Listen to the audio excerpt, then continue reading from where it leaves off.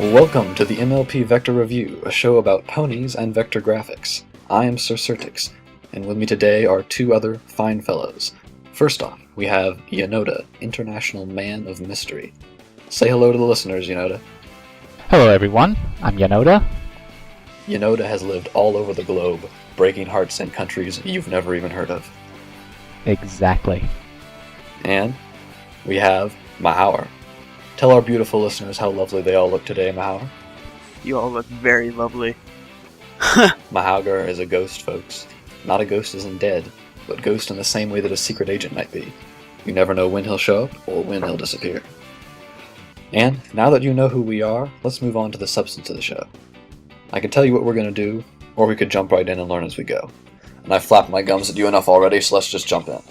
Mahauer, hit us with some news. Alright, in news, we got two new VIs or vector inspectors. You might have already talked to them, you might have already been critiqued by them, but it's Kired and Timmy Fuba. They're doing a good job so far, and they're already helping us a lot with the queue, and they're going to help us more in the future. In other news, Hasbro recently released a bunch of posters, and we want to get those all vectored and organized and get a nice huge group collab going on. We want to get the Chaos one done, we want to get all the new characters done. We're pretty much can't predict what order we're going to do them in. We want to get the Chaos done as quick as we can because, honestly, that one's just awesome and everybody's excited to get some vectors done in that, but keep your heads open. You're going to edit that out, sir. Alright? Alright. But keep your eyes open for a journal coming out. I think that's all the news we got for now, but next week we're probably going to have more midway in the journal thing. I have nothing else to say about that. Okay, so I'll be starting with our featured artist of the week. And this week's featured artist is MisterAibo. The reasons why he caught our eyes is one, his animations. They're quite minimalistic, yet of great quality and smooth animation. The most exceptional SVG animation from MisterAibo was the Cinematograph Princess Aurora SVG animation. It combines the complexity of the horn magic animation that he previously made and the Aurora effects. The special about the Aurora effects are that they both move and change in opacity, which seems quite complex in his description. Should I add anything else? I would like to point out for MisterAibo that, most people will animate in Flash, but he's actually using SVG to animate, which, for those of you who know about it, is kind of complex, and we'll actually cover that later in the podcast, but I just want to give him props for that, because I think he's kind of the only one who's doing that right now. Okay, not only that, but MisterAibo has a comprehensive gallery on tutorials ranging from basic SVG animation to vectors, and a series of Tumblr tutorials giving tips on vectors and Inkscape for readers. He also has a wide series of vector resources on many buildings, clouds, skies, cutie marks, etc. And furthermore, he also has a group called MLP-SVG Resources. Here, many SVG resources are given by various artists and able to share for animation projects or other comics. Anything else to add? Yeah, I'd like to point out in his group, he does these point challenges where if you make a resource from a particular episode, he'll give you a few points. So, if you want a couple points, you can go help him out and really help out anyone. If you want to create a background, you can go to his group, and he has landscape items and props, and you can sort of combine them together. Really nice opportunity to help out the community and get yourself some points at the same time. Let's move on to the vector critique. Okay, today's critique will be from Ninja, I hope I pronounced it right, Ninja Missin DK on his vector on Miasma and Weeping Bulb art trade. The first thing I would like to point out that this is quite an impressive vector and quite detailed. I think the background is pretty well done. it's got that ever-free forest feel and all the dark gradients all over the place. Yeah, the colors are really nice, and there's not really a spot where it just looks like it needs something else. It's a full background, and the ponies in front don't look like they're just flat. They look like they're actually part of it, which is kind of important.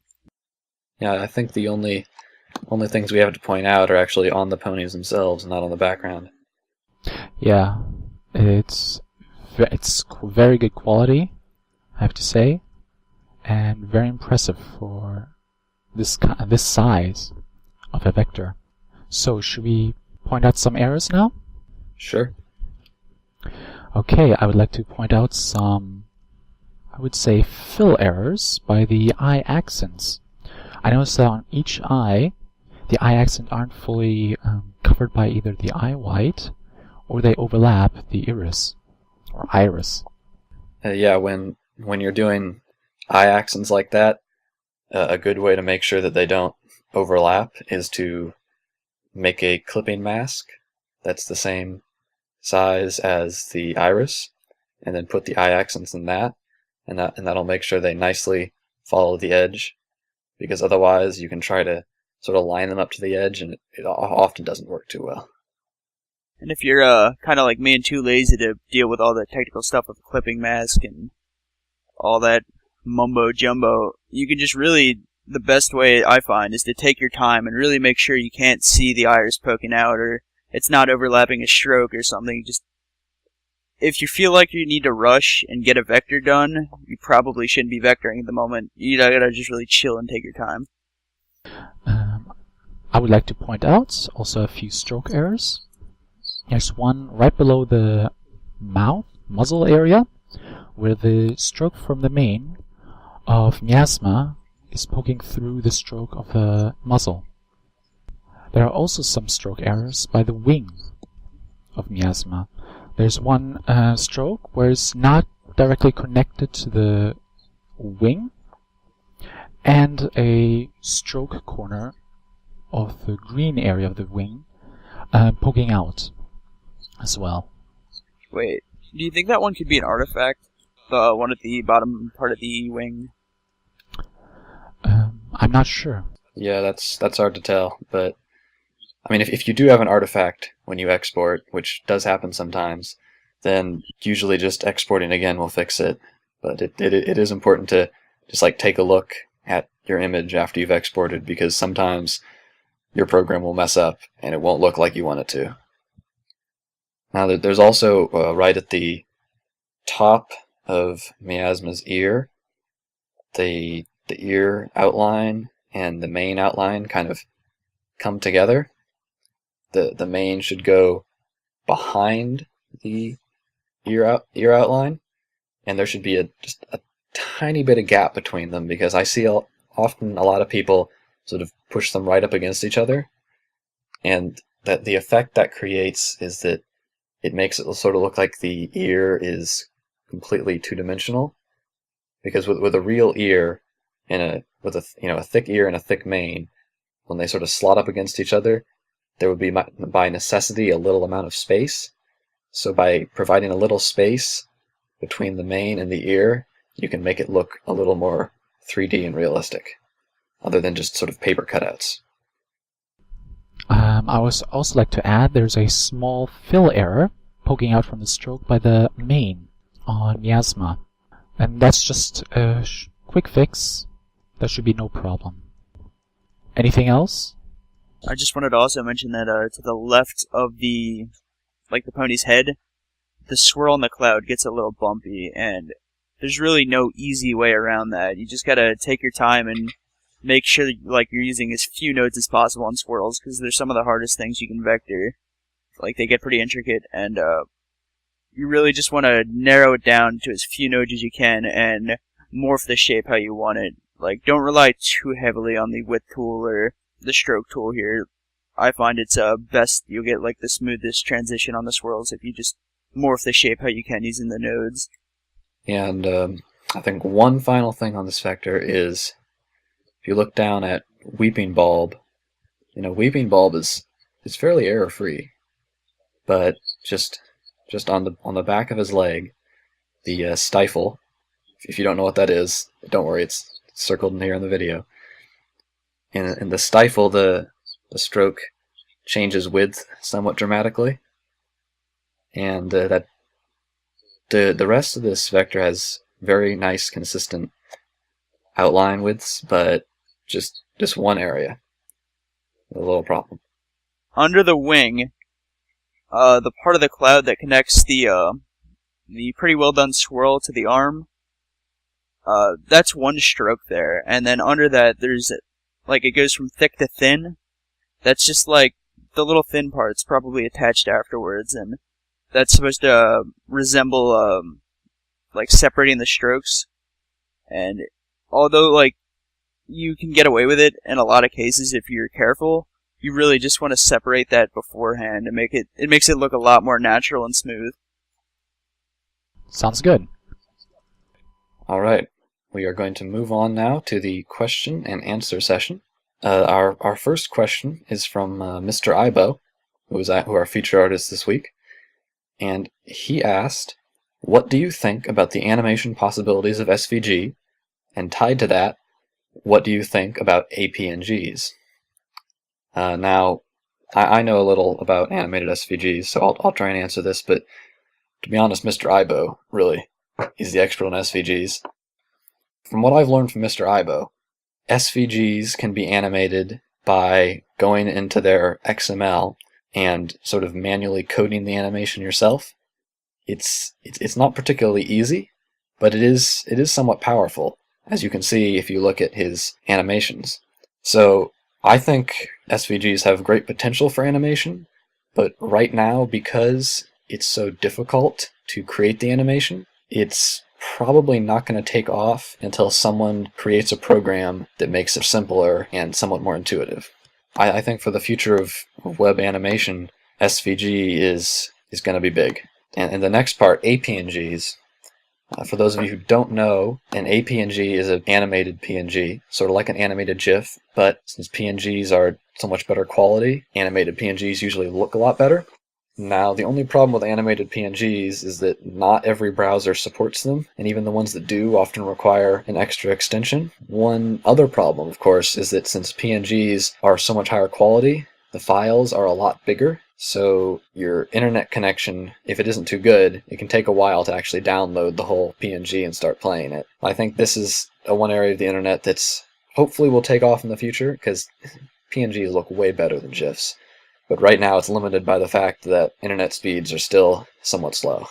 So, in total answer to that question, both areas with lots of potential, but I don't think they're quite there yet for wide use.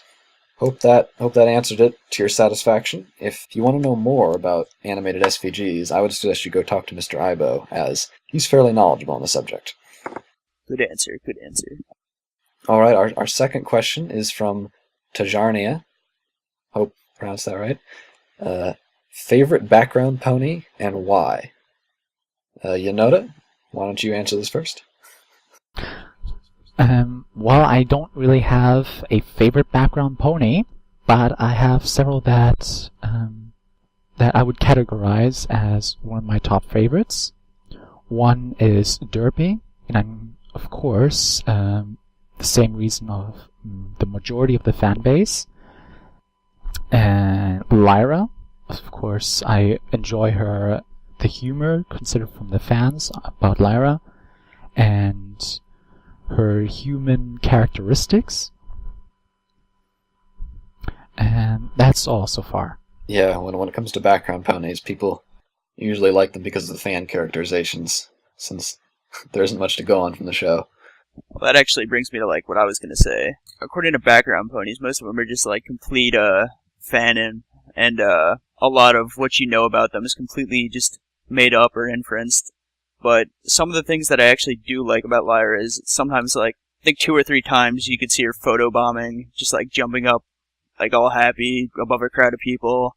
And the one time when she was sitting like a human, I mean, that kind of blew up, but I still like the character, that you get from Lyra. And Bonbon, too, sometimes they try to set up little stories like them in the back eating lunch, and then Derpy pops in or something. I kind of like seeing actual things in the show rather than the fanon aspect, but They're both entertaining, but according to like best background pony, I gotta go with Lyra and Bonbon. Well, looks like we have some consensus here because I was gonna have to say Lyra and Bonbon too. I'll have to admit, I think they're an incredibly cute couple. So Ooh. that's my weakness right there, Lyra and Bonbon. I would also like to add, my favorite background Earth pony is Doctor Who's, or recently named Time Turner. No, it's actually Dr. Hooves now with an H. Ah, yes, I know. I wasn't sure if it's Time Turner as well. I think they scrapped that. Yeah, it was Time Turner was the name in a card, pony card or something, and then Hasbro made an announcement that Doctor Who's is the official name now. And the reason also why I enjoy Doctor Who's is that he had also a few small, how do you call it? Nods to like Doctor Who. Yes, Doctor Who's, Doctor Who, and a few roles also as background pony. I'm not sure which episode that was. The Flim and Flam one when like he was working the big clock. I'm pretty sure it was that episode, but Yes. I'm really sleep deprived. I think that about wraps it up for our question and answer period. So, yeah, that was our first episode. Hope it didn't go too rough. We should be back next week with more news, more critiques, more questions. If you have any suggestions or comments, feel free to leave them in a YouTube comments or in the episode journal. There will be a link to that in the description. We'd love it if you submitted new questions for us to answer, new vectors for us to critique. You can submit those in the episode journal, which once again the link is in the description. Tell us what you think, tell us what you want us to do, and see you next week. Bye. Bye.